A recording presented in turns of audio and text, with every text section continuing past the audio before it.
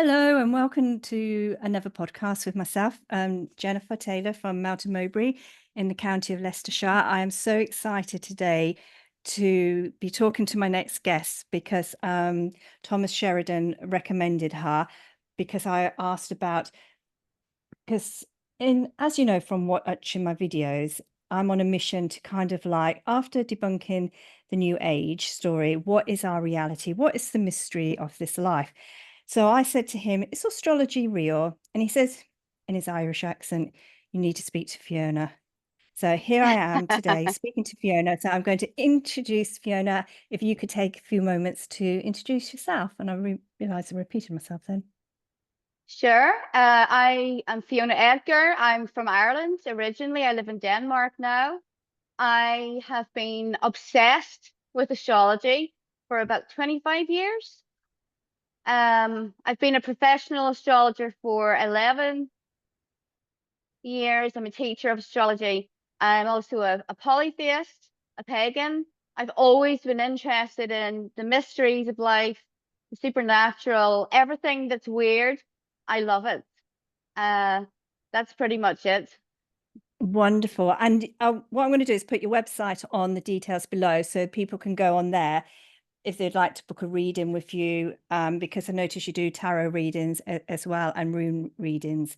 So the reason why I wanted to speak to you and I'm also curious because I also spoke to another lady, Ola, and she was talking about how in 2026 it's the return of the divine, no, it's the return of the age of Aquarius. Does that sit with you as well? No, it doesn't. Now, there are a lot of different theories about the age of Aquarius. But if we look at the actual astrology behind it, we've been in the age of Aquarius since the 15th or 16th century. Now, the astrological ages are calculated by the stars that are on the horizon on the spring equinox. And the Aquarius stars have been visible since that time.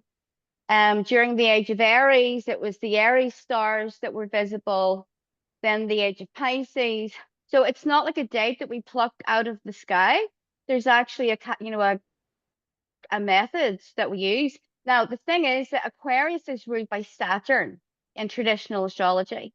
And Western astrology has become very jumbled up and polluted by the New Age. So that whole song, The Age of Aquarius, we're all holding hands and kumbaya, that's not accurate because Saturn is about natural law. It's about hard work. It's about learning lessons, karma. So it's a different age. It's the one that we're living in now, and it's hard. It's not easy. It's really, really hard. How long is so you know when you start to unravel a jumper and then you unravel it and then you kind of like you're thinking, oh my giddy aunt, it's like so that a lot of people are going on about the age of Aquarius, aren't they? And it's not so. This age that we're in at the moment, we're already in the age of Aquarius, and it, like I said, it's linked to Saturn, so it's all about hard work. How long is this going to be lasting for then? So we have about another 1,000 years to go because the astrological ages they're slightly different in time, but it's at least 1,000, 2,000 years. So we have to get used to it. Right. So, oh gosh. So you know how like a lot of people also are talking about ascending, that we're ascending to this new world. You'll say that's bullshit too, won't you? I think that the New Age perception of ascending is different because New Age people always seem to be ascending. They're doing all of these different New Age things. They never seem to actually get any better. But I think that we can grow as humans and grow spiritually. And I think that we can get back to being authentic, but I believe that it's only from ancestral practices, not made up New Age stuff. It doesn't seem to work very well for the people that promote it. unless it's filling their bank balance. Mm. Yeah, all these retreats you go on and then you come back and life has never changed. And that's one of the things I noticed when I was like doing Reiki myself. I thought my life hasn't really changed, you know, it never changed because of the Reiki. It like I do trust my intuition, and I do trust that something is guiding me and helping me just at the right time when I need it. But a lot of the work, it comes down to me. But you mentioned ancestral wisdom. That really pricked my ears. Can we talk a little bit about Yeah, that? sure. Thank you. So every tribe on the planet used to venerate their ancestors before Christianity, Islam, those religions kind of took over. And then people started to forget about their ancestors and the importance of them. But I am just a composite of all of my ancestors. They still live in my DNA and my personality, the traits that I have, the skills. So to kind of reject all of that for like aliens and you know, that kind of thing. It doesn't make any sense. Now, I was part of the New Age. I wasn't fully New Age, but at the time, growing up in Ireland, there wasn't really, a lot of authentic stuff there. But I also grew up during the Troubles in Northern Ireland, and my father was in the police. So we had quite a lot of trauma connected to that. We had some terrible experiences. And I really held that trauma within me. It manifested in my relationships, various things that happened in my life. And I tried all of the new age stuff, paying someone to do a ritual for you. Also tried therapy, psychology, and it helped a bit to talk about it, but it never actually solved the problem. And then I started to embark more on the ancestral path. And one of the things that I do is I give offerings to my ancestors. And this is something, again, that was kind of universal amongst different groups of people on the planet. And that for me, as well as making connections with ancestral deities, was what really flipped a switch for me. And I didn't have to pay anyone. This is all stuff that I can do at home in my kitchen. And the difference between this life that I'm living now and the old kind of new agey life is like night and day. I used to have a lot of fears because of the experiences that I'd been through. I didn't like being in the house alone. I didn't like having the light off at night. It was a deep kind of fear. And now it's like that's been replaced by something. And I can feel my ancestors with me. And I can feel their guidance and their protection. So I think that it has to come, this healing, it has to come from yourself and your bloodlines, not from space aliens, you know, uh, or someone else. I mean, why would someone else be able to put their hands on me and heal my whole bloodline from trauma? It has to come from me because I'm a living part of that. I don't think that other people are supposed to, of course, they can help a little bit, but the true healing has to come from the person. I don't, I just feel very emotional listening to you, Fiona. I don't know why. I just feel very emotional.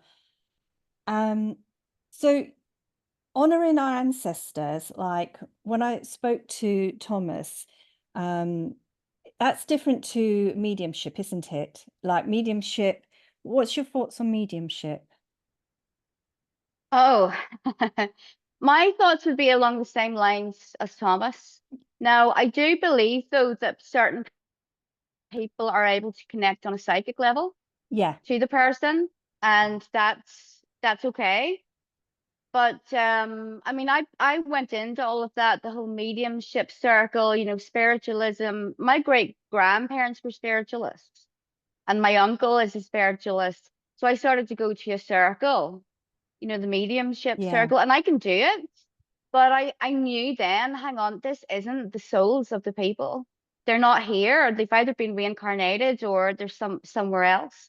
But they're kind of like shadows of what the person used to be like when they were here. So I'm very careful about that mediumship, because I just think that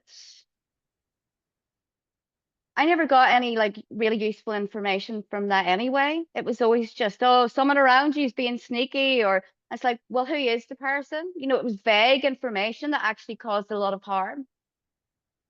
So honoring your ancestors, I mean, I don't even know most of their names. No, no one does. I can go back a couple of generations, but you can honor them while not knowing their names. They're just a part of me. Brilliant. I had to get clear in my mind, because when I ask questions, I'm kind of like, okay, so I'm clear. So going back to the ancestral wisdom, and thank you for being so patient with me, Fiona, because I gave you that. Fine. I said a list of things I was going to ask you, and then I've just gone off on a tangent on a really different direction. But what I love about what you said, and I think because I felt it in the core of my being, is like taking back our ability to heal, and connecting to our ancestors.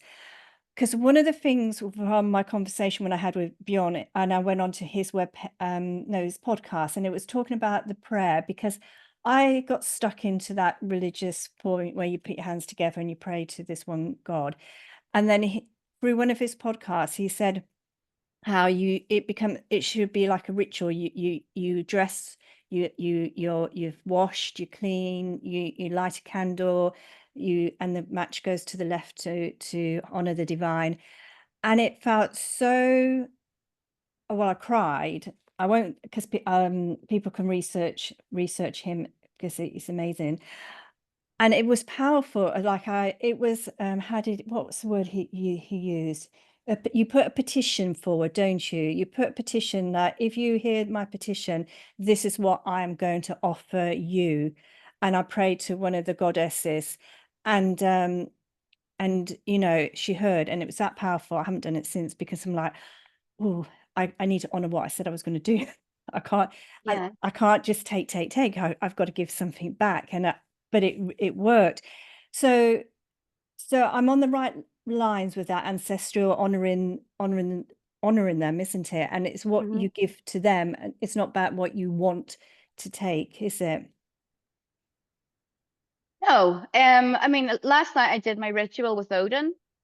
So I always do that on the 9th of the month, because the number 9 is sacred to Odin. Now, I do have Nordic ancestry. For anyone that's going to say, "Oh, that's not your your ancestry," it actually is. But I didn't really ask for anything last night, but I felt very unsettled, emotionally, like a lot of people have recently, because Mars is in Cancer, and it's making people feel their emotions intensely. So I just said the 108 names of Odin that are known throughout the different cultures, and I actually felt really peaceful afterwards. There's a sense of protection that comes from these deities that you cannot find anywhere else. And they have protected me over and over in my life. And they've Brilliant. made me strong, because it's like an alchemy that takes place. You know, when you start to honor Odin or Thor or any other god or goddess, you start to become more like them. There's a transformation that takes place within your own psyche, your character. And that's why I believe that it's incredibly healing to do so, because when you start to give offerings to Thor, any fears that you have start to leave pretty quickly. You become strong and like him. So how, when you say honoring, how do you, how's that in a practice, may I ask? Sure. I say honor because if I use other words, people are going to have an issue with it and write comments. You know, some people like to say worship, but then other people will say, "Oh, we don't worship. We're not Christians." Well, I honor Odin, and the way that I do that is I give him offerings. I'm looking over here because his statue is actually right here on my desk. I give him incense. I give him candlelight. I give him usually some kind of alcohol, like wine or mead. Mead is traditionally used, or beer if you don't have anything like that. And I just make sure that I have, I always keep space to have some time with Odin once a month and the other gods and goddesses. So that time is sacred to me. So I And hope that answers your question. yes, that did answer my question. Yeah, because like, yeah, because I feel like I'm really stuttering with you. No, no, it's fine. It's fine. Because like I I guess I'm on a healing journey too. The last few months, well, the last 4 years, I've been really kind of like, tough in my personal life, but then also like coming out of the new age, because when you're in that new age bubble, it has got a like soft fluffy feeling to it, hasn't it? It makes you feel warm and gooey, even though it's doing nothing whatsoever for you. And then so when you come out the other end, that's where I am now. It's on this mission to like, well, okay, what is the truth of our reality? So that's why I wanted to ask you what the honoring, because I want to implement it into my life. That's basically what I want to do, is implement it based on what happened when I did that prayer to the goddess, how it jolly well worked. I want to bring that healing energy in, and like, I guess like implement. That's what I want. I want to find, and I think a lot of people, because from the original conversations with Ola, there's a lot of people that are moving away from the new age. And my friend Kavita, who listens, she goes, I didn't even know there was a new age movement. She's Hindu, so she has her beliefs. And I think in England, we haven't got those roots, have we? We haven't got, it's been taken away from us, hasn't it? So we're kind Yeah, of like little lost souls wandering around thinking, I don't believe what the media is telling me, but where's my practice? Do you know what I mean? I do. A lot of people feel the same way as you do, Jenny. And it was stolen from us. The whole stories that they try to make out that we abandoned our ancestral gods through choice. And actually, it was a total bloodbath. There was 4,500 people beheaded in Germany in one day for refusing to convert to Christianity. And that's just the tip of the iceberg. They keep these things from us. And the new age really is about making people passive. So there was a guy called Yuri Bezmenov, and he was in the KGB. And he made a very famous video about how they are kind of destroying our culture, our civilization, the kind of tricks that they're using. And he did mention the new age, because if bad things happen, it makes people think, oh, this is supposed to happen. And I must be peaceful. I must not fight against it. I must give my enemies love and nothing but love. Otherwise, I'm bad. It's a weapon of war. It's a very dangerous weapon of war. And in my last video that I did, I was talking about how we should love everybody, even if that person's hurting us. We should just send them love. And then I ended up crying on YouTube, because I thought, no, it's wrong. You don't stay with a person who's abusing you and horrible to you, and then just think sending them love is going to change the situation. No, the situation is going to change when you walk away from that person and shut that door in their face and think, no, my boundaries, I'm worthy of more than this in life, isn't it? And that's Yeah. more healthier than staying in any abusive relationship. So and it is. And I've just recently found out, my one of my dear friends, I won't mention her name, but she was convinced of something with the new age, that she was a walk-in, and it caused her psychological damage. She got herself in a very bad place, because she thought she wasn't meant to be here, that she was a walk-in. And I thought, holy Moses, it is really dangerous. So Yeah. the age that we're in at the moment, it is all about personal growth. Some people say karma doesn't exist. What's your thoughts on karma? Or no, Thomas says it's natural law. That's different to the new age karma thing, isn't it? What's your thoughts? The same as Thomas. I mean, me and Thomas are good friends, but we share a lot of the same opinions about things. I really greatly respect him. But that would be my opinion on karma. It's more to do with natural law. Yeah. And it's also about a energy that you create yourself, and other energies that are similar will be drawn to you because of that. So if you're the type of person that is abusing others or lying all the time, it's kind of like people like that are going to be attracted to you as well.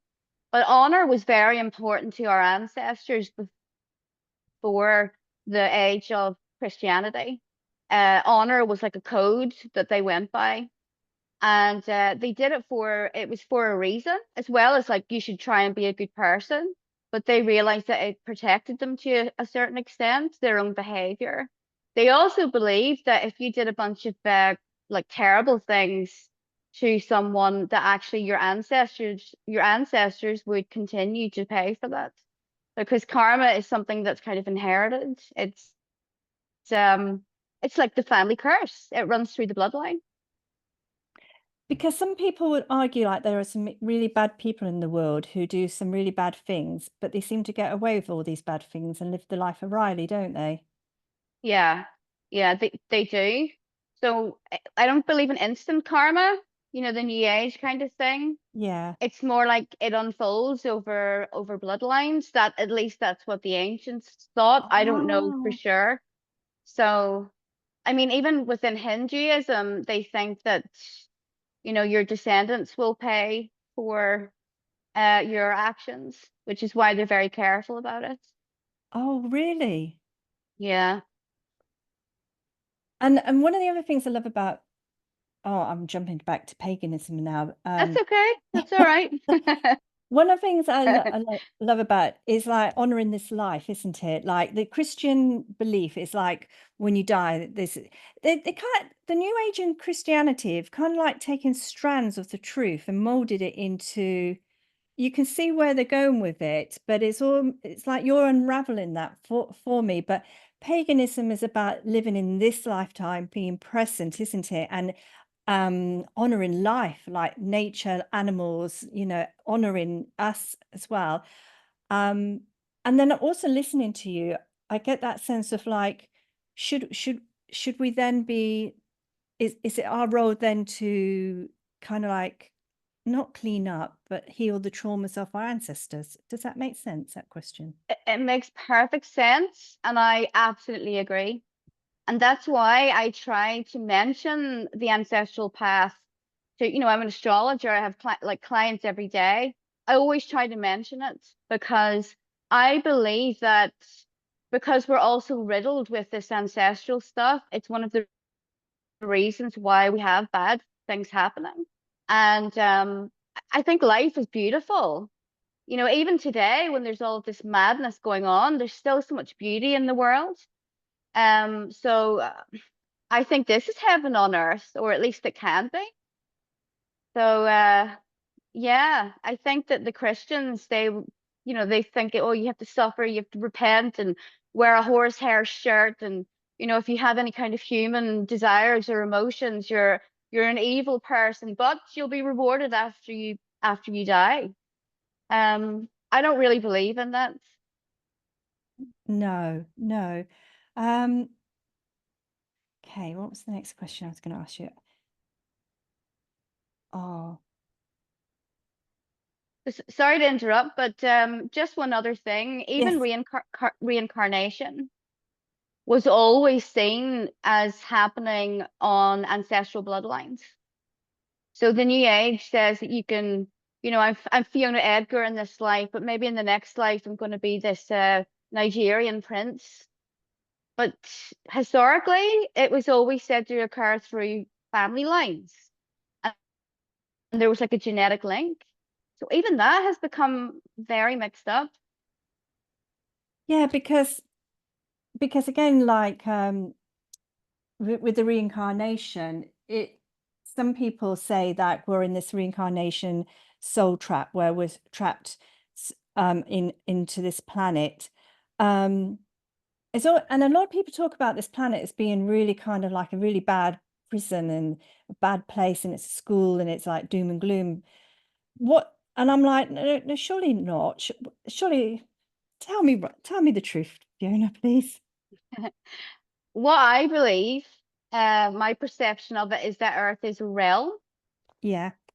So I don't think it's all doom and gloom, but I think that it is at times a bit of a battleground, and there is some darkness in it, but it's also incredibly beautiful at the same time. But I think it's a realm, and I think that certain actions, we're going to leave this realm, but it's not a prison planet. I don't feel trapped here. It's a cycle that we go through, because in ancient Vedic texts they talk about the yugas, and the yugas are these cycles that the earth goes through. And there are a lot of arguments about this, but we're probably in the Kali Yuga, which is Yes, when, yeah, I've things heard are that. different. Yeah, and I think we are, because if you read the interpretations of the Kali Yuga, it pretty much matches, what's going on. Now, the benefit of the Kali Yuga is that you can achieve a lot of spiritual growth in a short space of time, but it's known to be a bit of a difficult time. But it's a cycle, like the seasons don't end. But when it's winter, it's dark, it's cold, it can be difficult, but we know that summer is coming. That's the way that I see it. So with the Kali Yuga, am I right in saying that this one cycle's coming to an end and there's a new one starting? Am I right? Have I heard that right? Yes, not in our lifetimes, but No. there will be. And if you believe in reincarnation, you will be around to see the better days, the golden age. I've got I keep going blank. I'm like, yeah, I listen to you, and then I'm like, it all links in. So that's right. So I know now what I was going to ask. So this period of time that we're here is an amazing opportunity to grow spiritually, and but that's why do you think we're being bombarded with so many different things? Like the Christian age came along, like, because I've got the book The Darkening of the Ages, and that was done over a long period of time. And so we've got the Christian religions, and then we've got the New Age. But it's almost like we need to kind of like use our discernment and get back to our roots, Hmm. isn't it? Like they've been Yeah, yeah. chucked at us to try and sabotage us in a way. Would that be right way of saying it? Sabotaged? Yes, and I think that the Abrahamism and the New Age are both manifestations of the Kali Yuga, because they're both really new. And I think the Kali Yuga started a very long time ago. Even when we look back in those ages and we think they're beautiful, they were still whispers of this age of darkness coming. And that's where we are at the moment, this age of darkness. Yeah, I mean, it is. It's still beautiful, but it is a bit dark at times. It I think is a we'll all time. agree on that. Yeah, definitely after the last 4 years. What's your thoughts on the divine feminine? I think that we have to, the spirit world and the divine, it's both masculine and feminine. I think that we need a balance of that. And for the last, a couple of thousand years, we've only been allowed to worship this one male god. So I think it's important that we keep it balanced. And people talk about the divine feminine a lot in the New Age circles. Excuse me. But a lot of them are these man haters. They talk about the patriarchy all the time, and they hate men. And, I'm not into that. I love men. I know a lot of really fantastic men, some not so fantastic, but it's the same with women as well. So for my spiritual practice, I honor Odin. I honor his wife, Frigga, and I honor Freya, who's another goddess. I think that's who I prayed to. Well, not pray to. I did my prayer to. Oh, Freya? Yes, Yeah. I'm pretty sure. So also another thing they say is like the fairy tales and the myths are the truth of this realm. Would you say yes? I would say yes, and I think that a lot of this supposedly fantastical stuff actually was the truth. You know, if you take giants, for example, they're in basically all of the mythology. And where I was from in Northern Ireland, which is near Newry, there are actually two giant skeletons found there, but it was all hush hush and hidden and, you know, they were taken away and never seen. And you'll see those stories throughout the world. So maybe all of it isn't, you know, maybe some was exaggerated or like a, what's the word, metaphor. But I think the earth is much more magical and beautiful than that they give it credit for. Yeah, because one of the things that with my conversation with Ola, which really struck me, and that's why I had that conflict with when I sent you that video and asked you about Tartaria, because when like you remember the film Avatar, the very first one, Avatar, where it was the Yeah. blue people, and then the aliens came down and they inhabited this realm, but we were the actual avatar because we lived in harmony and in harmony is a very funny word, but we were the avatar, we were the blue people that lived, and this realm was very magical, wasn't it? And then it was invaded. Yeah. Do you think we were invaded?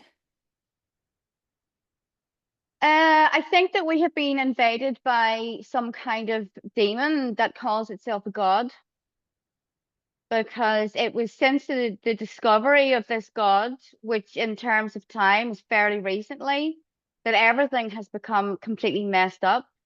And so many people seem to be possessed with this kind of anti-nature darkness.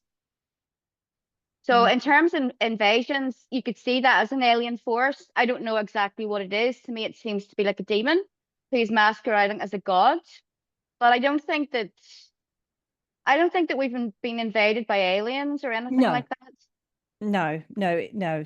I that's answered my question, and I agree with you there. So this realm we live in is magical, isn't it? Yeah. I think it is magical. There's so many good things that happen, but most people don't pay attention to the good things at all, or they dismiss spiritual, you know, synchronicities as coincidences and things like that. One way that you can exit the realm is through ritual. Sorry, it's through ritual. Could you explain a little bit more, please?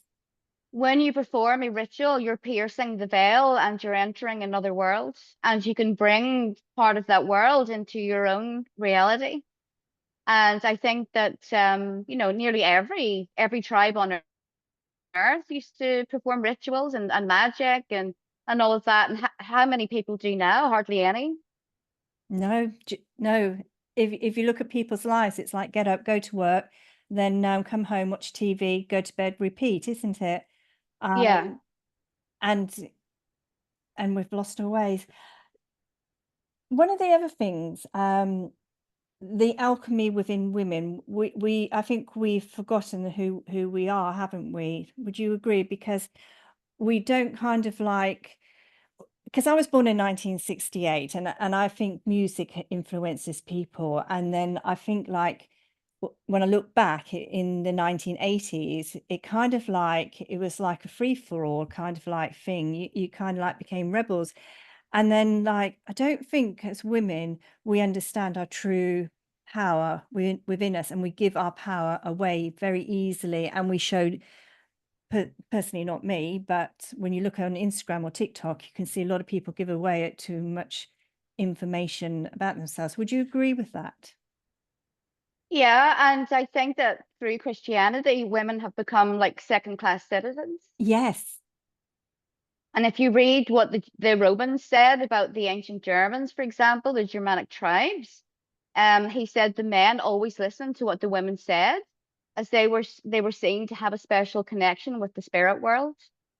But then all of a sudden, women weren't allowed to be, you know, they killed the priestesses. They burned down their temples, and women were no longer seen as having that place of that special connection with the divine. Then we have feminism, which is trying to turn us into these, you know, men. I like being a woman. I don't see anything positive whatsoever about feminism. I mean, the only thing that changed really is that now both people have to work if you have kids, Mm. instead of the father being the breadwinner, and it hasn't made anything, you know, more easy. No, it's made things really, really hard, because I work in a nursery, so I look after babies, and like mums and dads are both working, paying a huge amount of money to nurseries, and you just think it's gone a little bit wrong really here, hasn't it? Like I want Yeah. someone else to look after my child, but it's almost like they got no.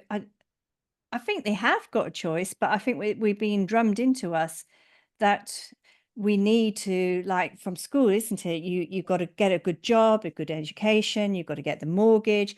But do we? Do we? One of the things I love what Thomas said was like we should be content with what we got. Why push ourselves Yeah. into debt? Why, you know, but then that's a different subject. And I really want to get back to paganism. So Yeah.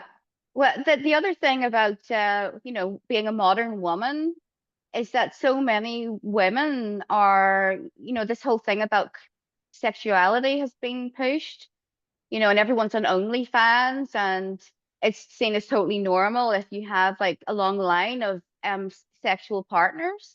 But when you're giving that energy to someone, you're inviting them into yours. And I think entities are a huge problem, and it's part of the reason why people are like Delulu nowadays. They have these entities feeding off the negative energy. But the ancient people would have seen that as being precious. You don't just give that to anyone. It's not about any like base animal emotion. It's a spiritual ritual when you have intercourse with another person. That's why in ancient Egypt, the king would have sex with the priestess. It was seen as, the male and the female coming together. And it's like in magic, when you bring together the different elements, you can create changes within your reality. But now it's just sex is just something that you do to someone that you find a bit you're slightly attracted to. We've lost that as well. we've lost a lot of things, haven't we? We have really lost a huge amount. It's almost like walking around, not even living. That's listening to you. That's the feeling I'm getting. It, like yeah, when you invite that person, how can we get back? How can we find our way back to the power of who we are? I think the first step is with working with the ancestors. I truly do, because when you honor your ancestors, you're kind of activating all of their wisdom, the ancestral knowledge within yourself. You become very hard to fool, because people that do not, pay attention to their ancestors, they're rootless and they drift along but that's the first step. And I think it's also seeing the value in tradition, because that's also seen as, oh, it's old fashioned. Exiting the modern world as much as you can, because that's what I've done. I worked for myself. I have done for 11 years. I live in the countryside. There's still a lot of things that go on, but it doesn't affect me as much. I feel shielded by my ancestral past, very much so. When you talk about traditions, could you elaborate a little bit on that? Traditions, I think, such as the polytheism, aligning yourselves with the equinoxes and solstices, Oh. pagan festivals. Because what is that doing? Why did they do that? Well, when you perform a ritual, for example, on the autumn equinox, uh, you start to get rid of things from the year that are weighing you down. You align yourself with the solar cycles, you'll find that you're in this state of positive change. But most people nowadays seem to be frozen. They're frozen in this kind of, prison, and they're not happy, and they go to therapy and they take antidepressants.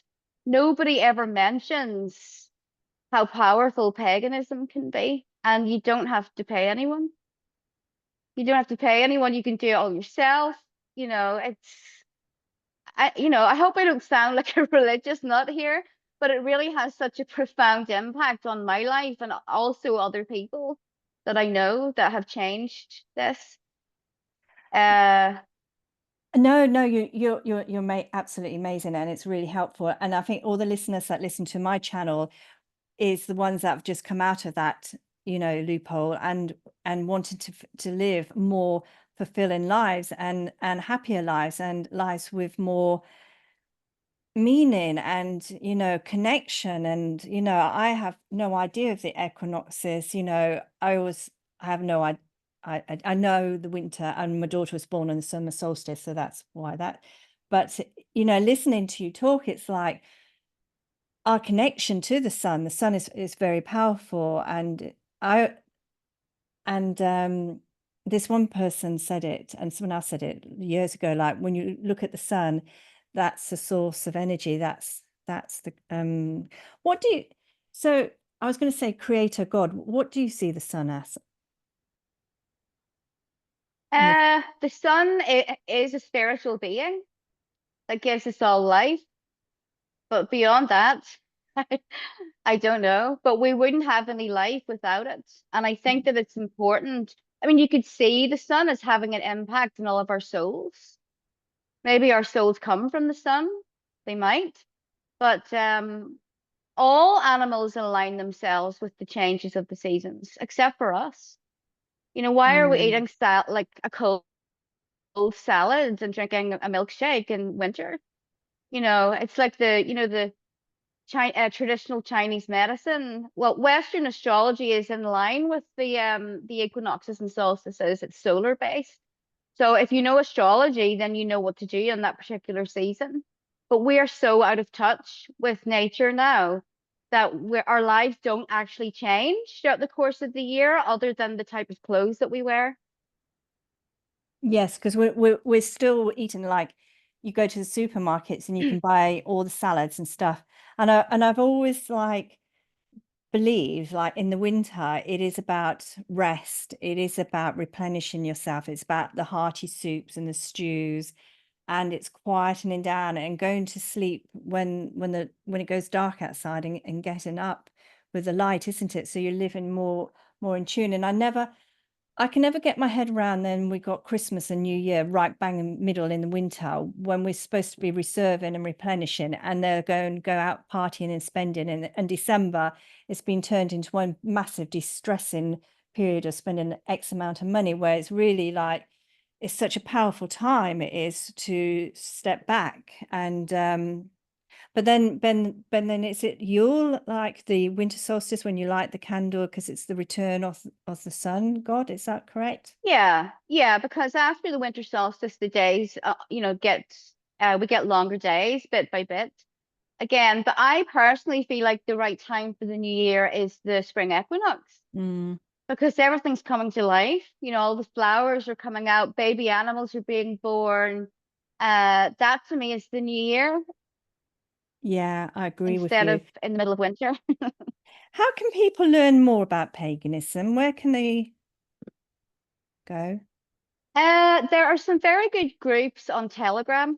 There are a number of good groups. But the problem with Googling about it now is that you'll come across all of this new age stuff. Mm, And again, they do not promote anything ancestral. They don't see that as being well, you shouldn't, I'm not African, so I'm not going to go and worship African gods. It's not racist, but that will do nothing for you, that path, if you don't have that ancestry. So apparently that makes me a right-wing extremist or racist to say that, but that's the way all of our ancestors thought from the beginning of time. They didn't go and worship other people's gods unless they were, for example, Indo-European gods. So they came from one root set of gods, and the differences are just regional. But it's important to have that ancestral connection. Why are so many people in Europe worshipping this god from the Middle East that was actually a Jewish god originally? What happened to Thor and Odin and the Morrigan and the Dagda? And why did they have to slaughter whole villages in order to make us break that connection? It's like I said, it's a weapon of war. and the world has not benefited from that deity whatsoever. If it is a deity, I don't believe it is. I think it's something evil and demonic. But yeah, the value lies in the ancestral connection. Because I always remember Maria Wheatley, when I was doing my past life regression training with her, she said, you do know about the slaughtering of the English people, don't you? The harrowing. And I went, no. She goes, no, it's not taught in schools how most of England, was slaughtered and killed. But we're never taught how that's happened. And then the other thing is, I never understand. And because the other thing she said was like, stop burning American sage incense in England. You should be burning Yeah. mugwort. And but I can never understand why people, or I have got a little Buddha in my garden because I bought him years and years ago before I knew anything. But here in the north, we shouldn't be having Buddha in our garden, celebrating Buddha, because that's not part of our ancestral background. It has no power whatsoever, has it? It's almost like giving our No, power away to something else, which is not helping us in the slightest, is it? exactly. It is giving your power away to other people from elsewhere in the world. But the thing is that a lot of people can't think for themselves, even in the spiritual communities. They just do what everyone else does. And they get Palo Santo or sage, and they get a Buddha statue, and they get, angel cards or, whatever, because everyone else is doing it. But it actually does nothing for them whatsoever. And for some reason, the New Age never talks about any ancestral deities unless it's a goddess worship workshop. What's your You thoughts know, on those goddess workshops when they're all twirling around and they're all flapping the feathers? Because I see it on Instagram quite a lot, and it kind of like, now it makes me just think, oh my giddy aunt, like here I am saying, no, then it's all a myth, it's all lies, and there's people just like, they twirl around in the long dresses and they invite people and they're all like shaking about and dancing and be acting wild, and then they go back to normal yeah. life and carry on like nothing happened. I think a lot of it is New Age man hating. Yeah. Um, I mean, you can dance and twirl and whatever you want, and in your own home, but why do you have to go with all of these disgruntled women to do it and pay 50 quid and all of that? I think it's very unbalanced to worship just a male god or a female god. You need to have all of the energies of the gods. You need to honor all parts of ourselves, which is masculine, feminine, boy, girl, shaman. There's many different archetypes there. So why just focus on one part of it? It seems to be so unbalanced. Yeah, that's reminded me what Kavita said, who I told you about at the beginning of the video. She believes that this land is the goddess, and the different gods and goddesses are different aspects of. So like when you want the strength, when you want the power, when you want the peace, when you want the wisdom, it's all aspects, like you're saying, it's all aspects of within ourselves that we're calling upon. So these gods, were they actual people, or? Some people believe that they're deified ancestors. I don't. I think that they are actual gods and they have their own realm. And in certain cases, they come into our realm and they pierce that veil that's between us. Everyone has their own opinions. Some people think that they're just archetypes. They are archetypes, but they're also gods. They're deities. So there are stories about them that, where they appear to be human. There are people that are very much, like that, like Odin, for example. But I don't think that they're just simply humans. No. I like I don't like keep using the word light, but when you spoke about the different realms, the gods from the different realms, it just felt more, I don't know, just something shifted in my awareness. It just felt more real, more powerful. Then I don't like the word. I don't know why I don't like the word archetype. I just don't. Hmm. I like, no, I don't know why. I don't know. I just don't like that word, but I like the different realms around us. And and being able to tune in and I suppose in a way it is connecting with them, isn't it? And Yeah, yeah, we're making a ritual space where they can kind of just come in, by performing certain actions. But I think Earth is a realm, and so many people are caught up on what's beyond this. Is it round? Is it flat? And all of that. Well, they're kind of distracted from the real purpose of being here. and would you say the real purpose of being here is to experience life in every aspect? Yeah, I think so. And grow and learn from it and explore and be the best that we can be. And, I think that is like, I can't say for sure what the meaning of life is, I don't know. There are many different people that have mulled over that, but that's what I believe. But what I love about you, um, Fiona, is the fact that you found your path and you have found that healing aspect and you've applied it to your life and your life is completely changed and Yeah. it's empowered you. And that's what I love about you and your message. You've done something and it's worked. And to me, that is more powerful than anything else. So being wary, honoring your time because your time is precious. For me, then it's going right. Okay, let's just take it right back to the beginning, back to the basics. Not try to, because I'm like, and I got one more question too. But I'm like, I don't know why I am, but I'm like, oh, but what I'm hearing is like, just listen to Fiona say, and it's when you said it's back to our ancestor wisdom, and that's the start and point of this journey. For me to bring that healing energy into my life, for me to find that purpose, why I'm here, what I'm here for, it's my link with my ancestors and it's making that connection back with them and honoring them and allowing their guidance to guide me, because I know already in my heart, I know it already in my DNA why I'm here. My head is just like, I want to know the answers. I know it in my blood, don't I? Yes, you do. And the thing is that when you're honoring your ancestors, you're also honoring yourself because you're a composite of all of your ancestors put together. And that will help to unblock these ancestral, curses and wounds that we talk about because we all have those. There used to be a there's like a family pattern in my family of failed businesses. And thankfully that hasn't happened to me. And I have no doubt it's because this kind of ancestral work creates a shield.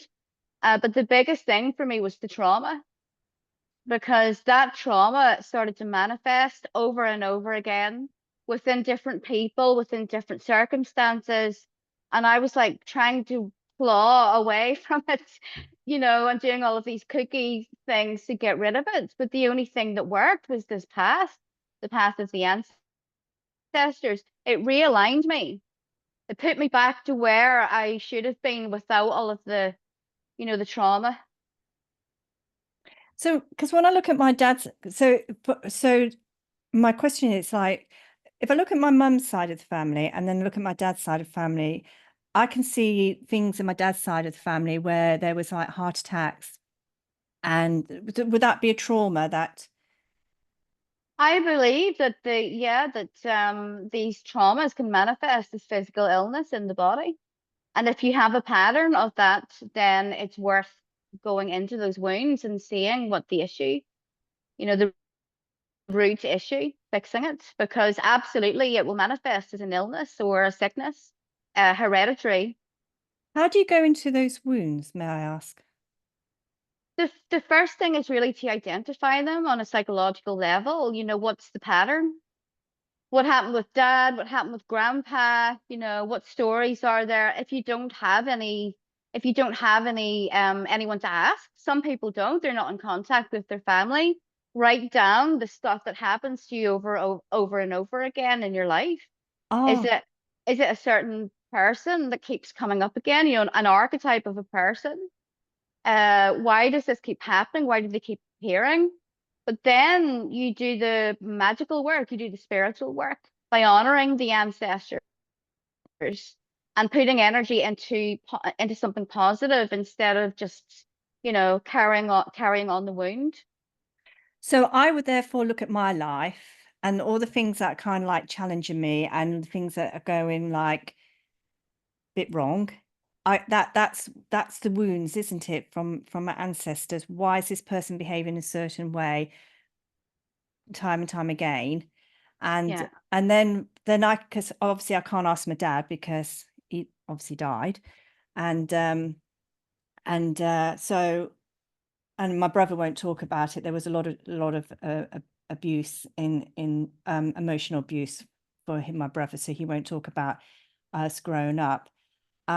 So I can start by, because that's the other thing, is like when you can't go back into your family history and ask, you kind of like think, oh, where do I begin? But it's beginning like looking at my life, my patterns. And I know I've got a lot of strength in my life as well, because I know I'm a very strong person, because that's recognizing that as well. But it's those challenges in life where it's been a bit yucky for me. That's the clue to the traumas of my ancestors. Yeah, if it keeps coming up over and over again, it's an ancestral wound. One really easy way to identify is actually through astrology. It's through the birth chart. Now, I created a system called Ancestral Astrology, because I started to realize, well, if everything's in the birth chart, why do they never talk about ancestry? Why is it always past lives? Or psychology. Psychology was only invented in the 1800s. Why do all of these ancient astrologers, they don't talk about that or rely on it? So I can do that with the birth chart. Or you can also use another form of divination yourself. You could use the runes. For example, what do I need to heal? What is the ancestral curse? If you can do divination, then you can also use that. But ultimately, though, it doesn't matter. It doesn't matter if we don't name all of these wounds. It doesn't matter if we don't see all of them. The ancestral path will heal them up. Now, it's not like everything becomes fantastic and you're living like in the best world ever all of a sudden. It takes away all of the worst things. It takes away it makes you stronger to deal with the world. Your relationships improve, most importantly, because most people today end up in relationships with people that are a manifestation of a wound. And it hurts. It really, really hurts. It's terrible. It's the worst thing. But choosing not to have a relationship again, you can do that, but it's not fun. And probably you don't want that deep down. It's best to work on the wound instead. Right. Brilliant. So you with your ancestral birth chart, do you have to know your exact time of birth? Yeah. Ah, I can round it up. Well, let's say you thought that you were born at 2 o'clock. I can get the right time from that. It's called birth time rectification. Not many astrologers offer it, but it's a way of like reverse engineering your birth chart to see what matches. But if you have a rough idea, like morning or afternoon, it's quite easy to do that. But the very specific parts of the birth chart that are connected to ancestry, we do need the right time. yes, yeah. I have no idea when I know I was born in the evening, but I don't know what time. I did a dowsing thing and it said 6:40 p.m., but I thought that was very precise dowsing on my behalf. But that, It is. yeah. Well, So what you can do is you can actually yourself, if it says 6:40 p.m., let's say that puts you as like Scorpio rising, or you could be Sagittarius rising, or Capricorn if you were born in that window of time. Just Google the traits for Sag rising, Scorpio rising. You know yourself. You know yourself better than anyone. yeah.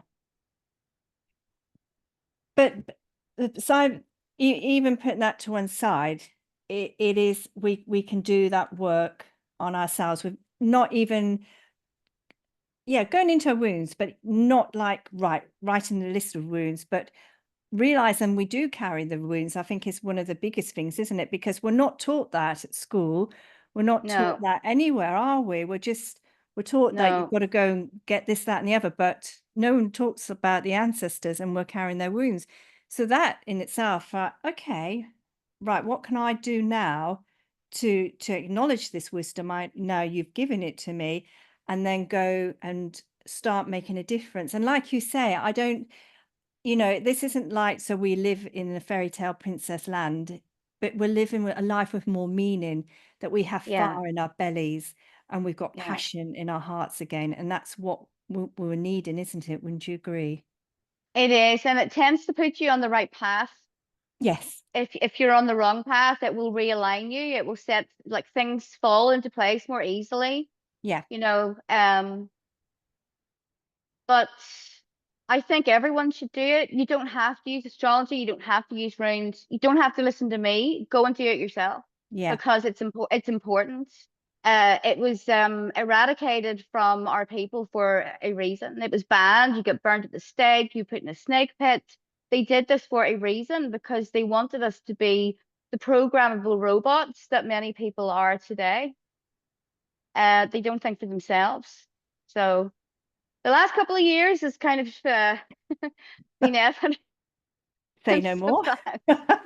Say no more. So just to like, so for the first step for me now is like, yep, I'm gonna start to work on my connection to my ancestors, and that's through the simple rituals of like making time in my day to just stop, light the candle, and just hold that space where I'm saying, I honor you, I hear you. Well, not hear you, but you know what I mean.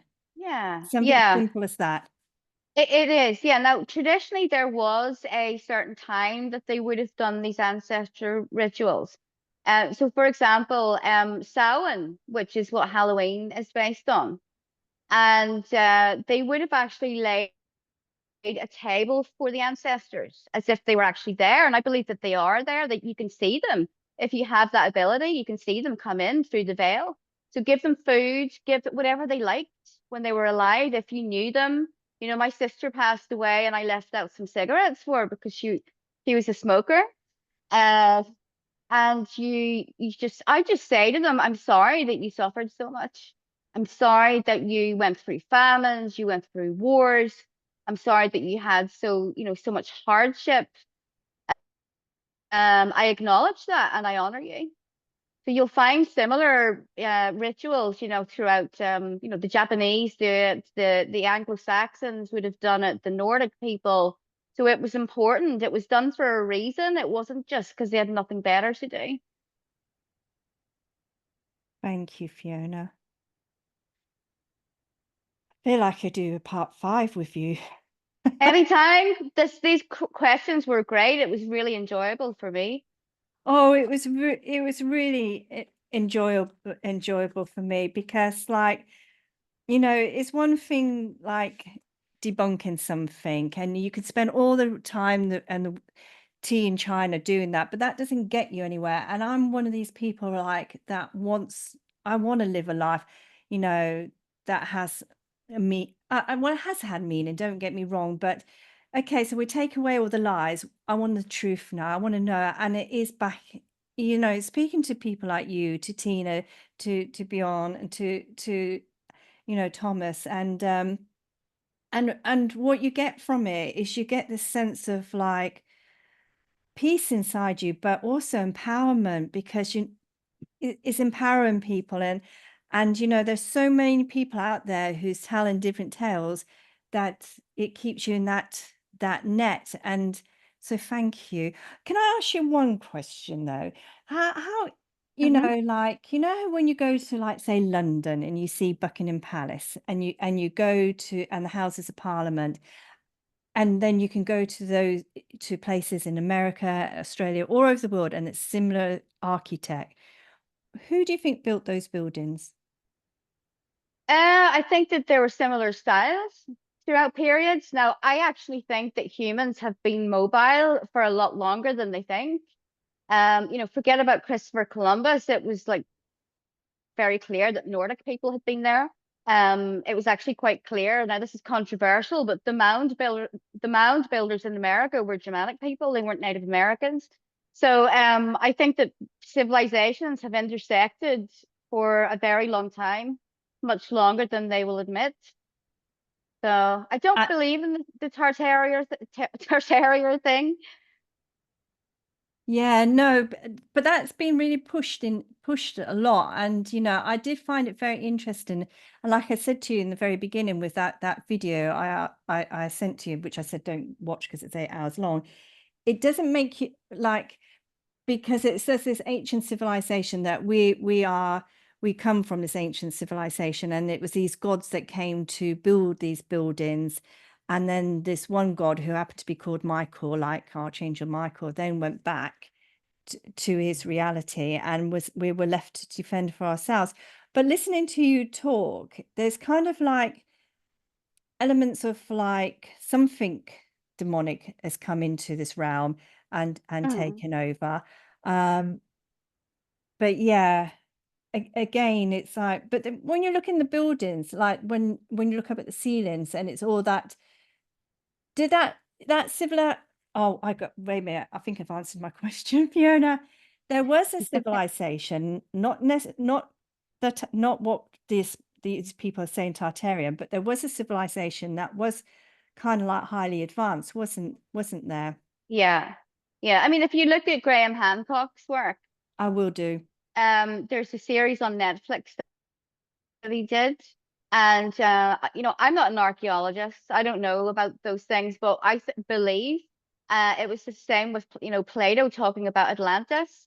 I believe that there was a global advanced civilization, and every now and then we can see a small piece of evidence for that.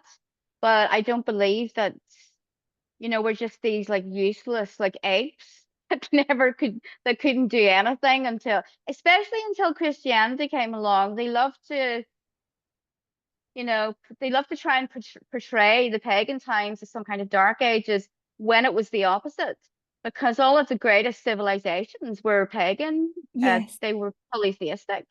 And then Yeah. since this, very weird religion came along and sprung up out of nowhere, we've been plummeted into, some of the things that are going on are so anti-nature and they're just demonic in essence. Yeah, because I remember years ago there was a series of YouTube videos, and you can't find them now. It's been removed, and it said when the people of Atlantis wake up and remember, no, the survivors of Atlantis wake up, because she spoke about how you could travel, which is the same as what you were saying. You could travel all through the porthole, oh, not portholes. There was ley lines and different energy centers, and you could travel very easily, and hence why the buildings were so similar all over the realm. And and it was a civilization that had been destroyed. But she also spoke about it was pagans, like everyone had the same beliefs, everyone honored the land, everyone honored the energy of the place. And there was, oh, that's it, can I ask you, there's another thing that's going around, that we are on a spaceship. Have you heard that one? No, I haven't heard that one. That's going to be a new one to me. it But We're living in a simulated world, and that we're avatars having this I, experience. I've also heard that one. That's like a real Reddit theory. They talk about it on Reddit. I don't think it's a simulation or anything artificial like that. No, I certainly don't think that we're on a spaceship. No, I think thank it's a you. realm. The ancient people talked about Earth as if it was a realm. There are other realms, and actually, other realms are on other planets. And some places will never ever be able to physically get there ourselves because it's a realm. And I believe that people pop up every now and then that come from other realms. Maybe that's what UFOs are. I don't know.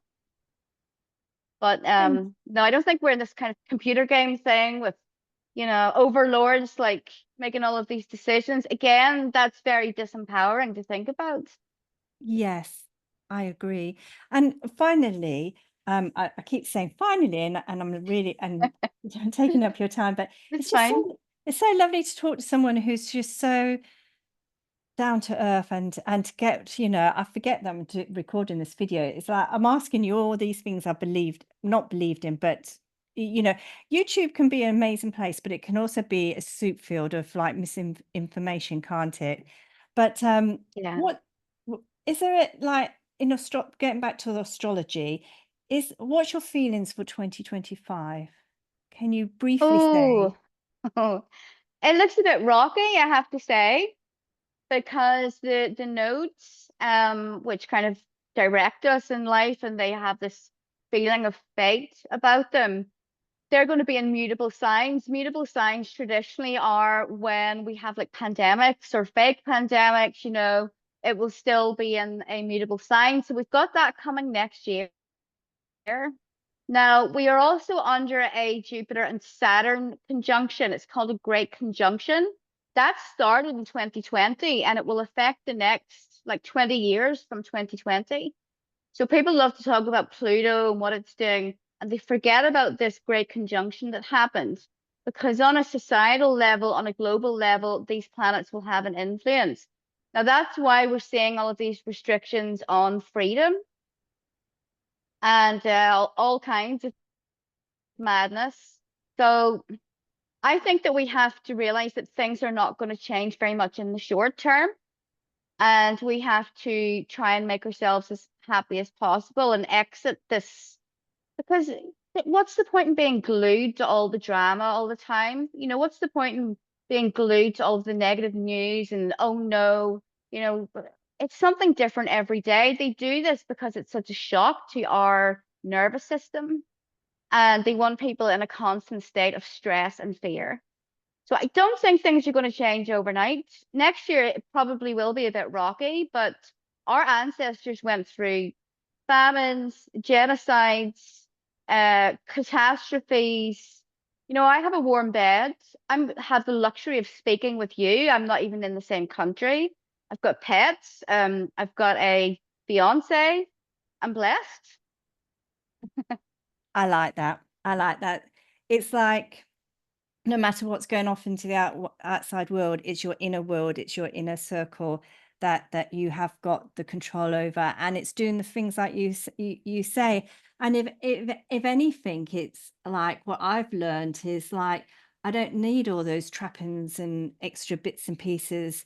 The fact that I've got an art room, the fact that I've got a dog, the fact I've got a husband and a daughter and a baby. I see my granddaughter, and that just fills me with overwhelming love and joy. And so it's kind of like it's like just focusing on what we can focus on, isn't it? It's what you're saying for the next year. But then I also Yes. listening to you, I also feel like the more you're very grounded and rooted. So you can't, and that's what we need to be, and then we can weather whatever it is, isn't it? We need us. Yes, we do. We do. We can only start with us. We can only change us. Yeah. And I believe that the more it's more, I'm not saying that you should cut yourself off to everything that's going on in the world. Absolutely not. But I believe that when we all focus on this one thing, that it makes it bigger. Like for example, like television. Why is a lot of stuff happening where we saw those in like old 80s like sci-fi movies? Now there's this whole thing where they'll say, oh, but they have to tell you and blah blah blah. I think television is like a magical device. And when millions of people are focusing their energy on this one thing, that it starts to, in a magical way, Manifest. manifest in the world. Yeah, I do. So that theory where they're saying, oh, the certain people they have to tell you what they're up to. No, they were actually using us to project into the world what they wanted us to project, because that's the power within us that we have, that we can manifest into as a collective something if a lot of people buy into it. Hence 2020, when everyone believed it Yeah, and manifested it. yeah, yeah. So I think it's more fruitful to focus on things that we actually want to happen in the world.